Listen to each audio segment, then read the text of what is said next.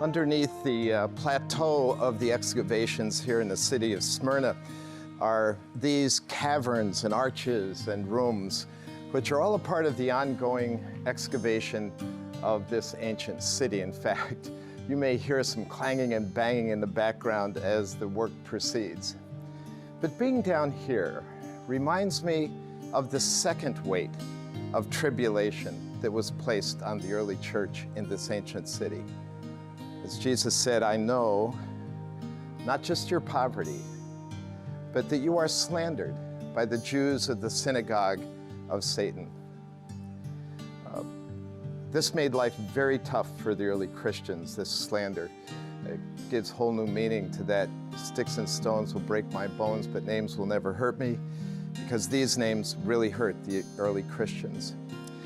The Jews wanted to be distanced from the church. The Jews, interestingly enough, had a cover with the Roman Empire. They had an exemption from claiming that Caesar was Lord, since their one God was the God of Israel. These early Christians threatened that exemption because they were trouble for Rome. So they wanted to kick the Christians out of the synagogue. And in so doing, they slandered their name. So the slander was that these Christians had orgies in their gatherings. They said that at these love feasts, they ate the body of Christ and drank his blood in communion. So the slander was that these early Christians were cannibalistic in their feasts. They called each other brother and sister. So the slander was that they were anti-family. In the structure of Rome, the family was very important, that these were people who did not care about their families, just about each other.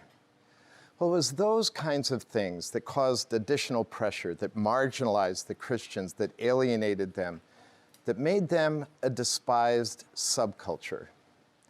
And so Jesus says, I'm well aware of your tribulation and the great weight of the slander that is thrown against you. So Jesus writes to these suffering followers of him at Smyrna that he knows the weights of their tribulation, that he knows the weight of their poverty, the weight of the slander hurled against them. And then he announces that there is a third weight yet to come. He tells them that their faith will be tested because they will be thrown into prison, and some of them would die for his name's sake. It wasn't good news. I mean, there were no like executive prisons or nice places where they locked up Christians. To be imprisoned probably meant that you would be thrown into a rat-infested dungeon full of human excrement, very little light, and certainly not much food. And to die? Well, you'd be thrown to the wild beasts in a public arena while the crowds cheered, or you'd be burned at the stake, or some other horrific way to die. And sure enough, that's exactly what happened to these believers. In fact, some of the famous martyrs of the church were martyred here in Smyrna. The most famous of them was Polycarp, the bishop of the 2nd century church. Polycarp lived long and distributed scriptures. He guarded the church against heresy. He's one of our most famous heroes. He had a dream one night in his older age of his pillow catching fire, and he told his friends the next day that he thought that was God warning him about being burned at the stake for his faith.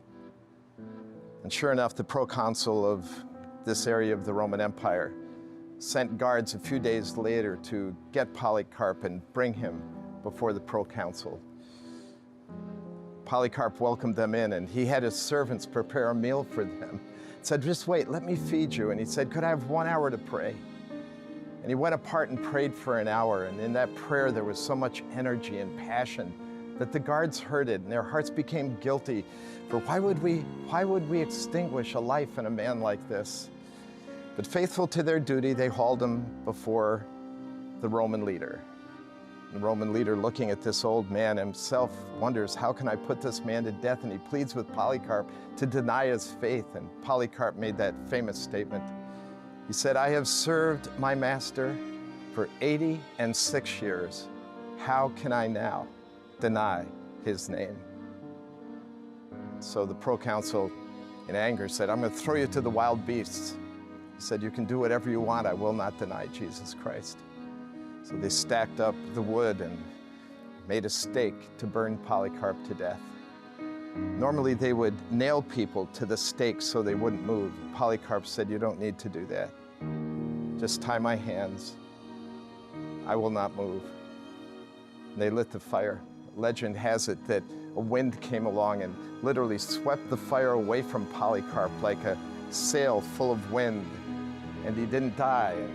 So the guard commanded one to go and stab Polycarp, and indeed they did, and he died there for Jesus Christ, just as Christ predicted would happen. But Jesus added a little note in the letter.